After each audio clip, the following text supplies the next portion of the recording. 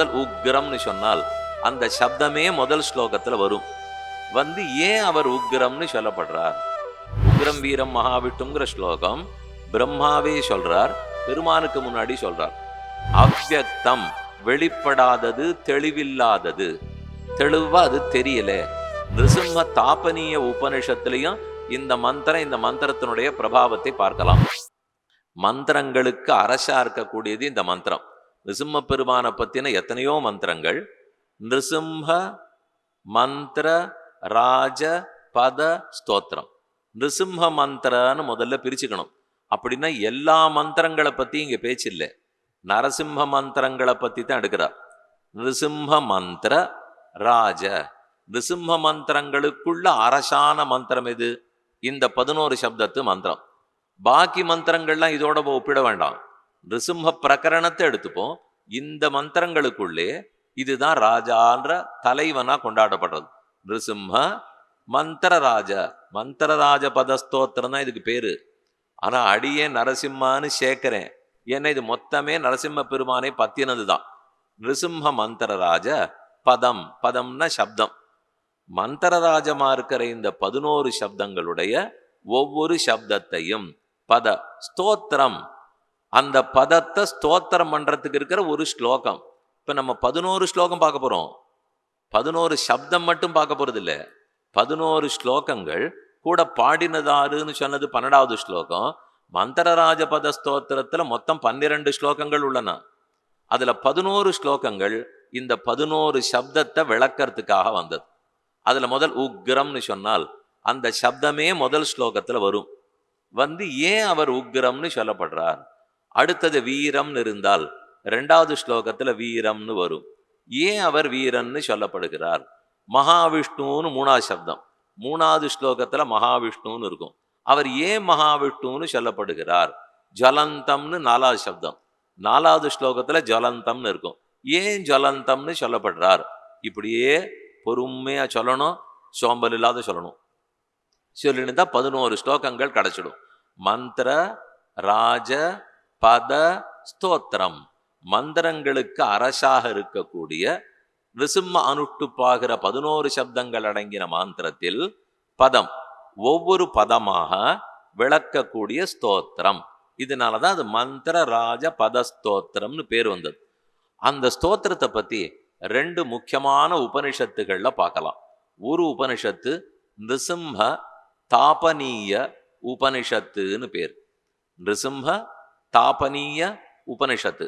தாபனீயம்னா தபசு. பிரம்மா பகவானை குறித்து தவம் பண்ணி அவரிடத்திலேருந்து அனுகிரகத்தை பெற்று அதுக்கப்புறம் இந்த ஸ்லோகத்தை விண்ணப்பம் பண்றார். உக்ரம் வீரம் மகாவிஷ்ணுங்கிற ஸ்லோகம் பிரம்மாவே சொல்றார், பெருமானுக்கு முன்னாடி சொல்றார். ஆனா அதற்கு இருக்கிற விளக்கமா 11 ஸ்லோகங்கள் இருக்கே, அதெல்லாம் ருத்ரனார் சொல்றார். இப்படி வச்சுக்கலாமா? தாத்தாவை பத்தி பிள்ளையும் பேரனும் சொன்னது சுவாமி. மகாவிஷ்ணு தான் தாத்தா, பாட்டனார். அவருடைய குமாரர் பிரம்மா, அவருக்கு குமாரர் ருத்ரன். பிள்ளையும் பேரனும் தாத்தாவை பத்தி கொண்டாட மாட்டாளா? அதனால பிள்ளை அப்பாவை பத்தி கொண்டாடுறார், பேரன் தாத்தாவை பத்தி கொண்டாடுகிறார். சுவாமி குடும்ப பாட்டா பாடிடுவா போல் இருக்கு. ஒரு குடும்பத்துக்குள்ளேயே வைத்துக்கொண்டு, ஆனா அந்த குடும்ப பாட்டில் தான் ஜெகத் சிருஷ்டியே அடங்கியிருக்கு. இது ஏதோ 3 பேர் பாடிவிட்டாருன்னு வச்சுக்க வேண்டாம். இவர்களை கொண்டுதானே எல்லாமே பகவான் சிருஷ்டிக்கிறார், சம்ஹரிக்கிறார். அதனால பிரம்மாவாலேயே பண்ணப்பட்ட ஸ்தோத்திரம். அவர் எப்ப பண்றாருன்னா பெருமானிடத்துல அனுகிரகம் பெறுகிறார். சட்டுன்னு அவருக்கு அனுகிரகம் வந்துடல, தபஸ் பண்ணி அனுகிரகத்தை பெறுகிறார். தவம் பண்ணி பெற்றபடியால் தாபனீயன்னு போட்டுங்க. நிருசிம்ம தாபனீய, நரசிங்க பெருமானை குறித்து பிரம்மா தவம் புரிந்து அதனால அனுகிரகத்தை பெற்றபடியாலே தாபனீயம். தபஸ் தாபனீயம் உபனிஷத்து. அவர் தபஸ் பண்ணி எப்படி வாங்கினார்ங்கிறத பத்தி சொல்றது தாபனீய உபனிஷத்து. அதுல பூர்வ தாபனீய உபனிஷத்து, உத்தர தாபனீய உபனிஷத்துன்னு 2 காணப்படுகிறது. ஒரு பூர்வபாகம் ஒன்றும் உத்தர பாகம் ஒன்றும். இதெல்லாம் உபனிஷத்துல இருக்கா? இந்த உபனிஷத்துக்கள்ல தான் இப்ப நாம பார்க்க போற இந்த மந்திரத்தினுடைய பிரபாவம்லாம் வரப்போறது. இந்த ஸ்லோகங்கள் எல்லாம் பார்க்க போறோம். அது இந்த உபனிஷத்தோட முடிஞ்சு போயிடல. அவ்யக்த உபனிஷத்துன்னு இன்னொன்னு இருக்கு. மொத்தம் 108 உபனிஷத்துக்கள் சொல்லுவார்கள். அதோட கூட இல்லை, 108க்கு மேலே அனதீத சாக்கைகள்னு சொல்றது உண்டு. அதீத சாக்கைனால் நாம கத்துக்கொண்டிருக்கிற வேத பாகம். அனதீத சாக்கைனால் இன்னும் நான் தொடவே இல்லை, இருக்கான்னே தெரியாது. இருந்து நாம் படிக்காதது ஒரு பாதி, கிடைக்கவே கிடைக்கல, இவன் எப்படியும் படிக்க போறது இல்லை, இனிமே இவனுக்கு கொடுத்த ஒன்றும் லாபம் இல்லை அப்படின்னு பெருமாளே மறைச்சு விடுறாரு இல்லையோ. அது கிருத்தயுகத்துல கூட இருந்திருக்கலாம், இப்ப கலியுகத்துல நமக்கு கிடைக்காம போயிருக்கலாம். 3 சாக்கைகள் தான் சாமவேதத்துல இப்ப கிட்டுகின்றன. சாமவேதத்துக்கு சாக்கை மொத்தம் 1000. 1000 சாக்கைகளில் ஒரு 3 சாக்கை மட்டும்தான் நமக்கு கிடைக்கிறது. கௌதம சாக்கை கிடைக்கும், ராணாயணி சாக்கை கிடைக்கிறது, அதே மாதிரி ஜெய்மினி சாமம் கிடைக்கிறது. இந்த 3 ரிஷிகள் கொடுத்திருக்கிற 3 சாக்கை 997 இல்லையென்னால் இந்த 3ஐயும் படிச்சு முடிச்ச அன்னைக்கு அதை பத்தி கவலைப்படலாம். இதை இன்னும் முடிக்கல, புஸ்தகத்திலே வாங்கல, திறக்கவே இல்லை.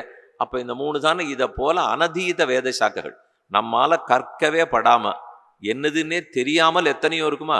அப்படி பார்த்தா 108க்கு மேலேயும் இருக்கும். என் சொல்லிட்டு இருக்கிற 108 கிடைக்கிற 108 பத்தி சொல்லிட்டு இருக்கு. அச்சு போட்டிருக்கு, அச்சு புஸ்தக ரூபத்தில் இருக்கக்கூடியதே 108 உபனிஷத்து.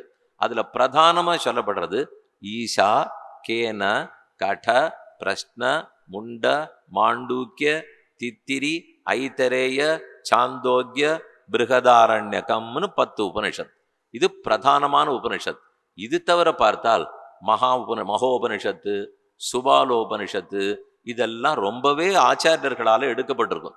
இதுல நம்முடைய ஆச்சாரியர்கள் மேற்கோளா இதுன்னு எடுத்ததே நிறைய உபனிஷத்து இருக்கும். அப்படி எடுக்காத உபனிஷத்துகள் இருக்கும்.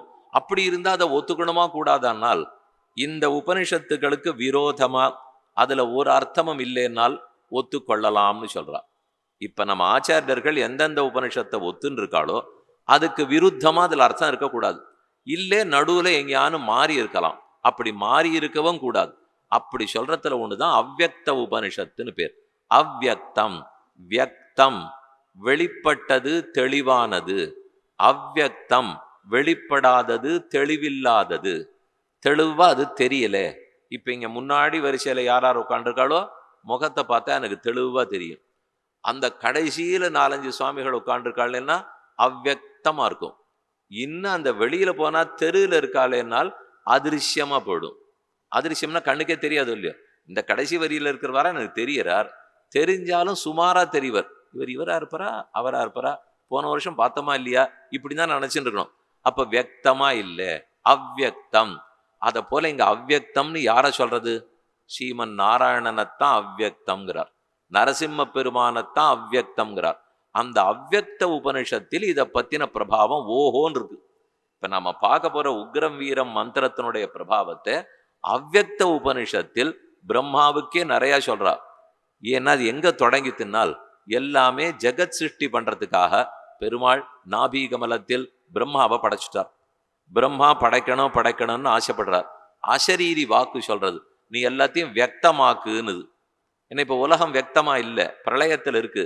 இந்த மாதிரி மண்டபம், கோபுரம், பிராகாரம், அடியன், நீங்கள் இதெல்லாம் இல்லை, அத்தனையும் அவ்யக்தமா இருக்கு.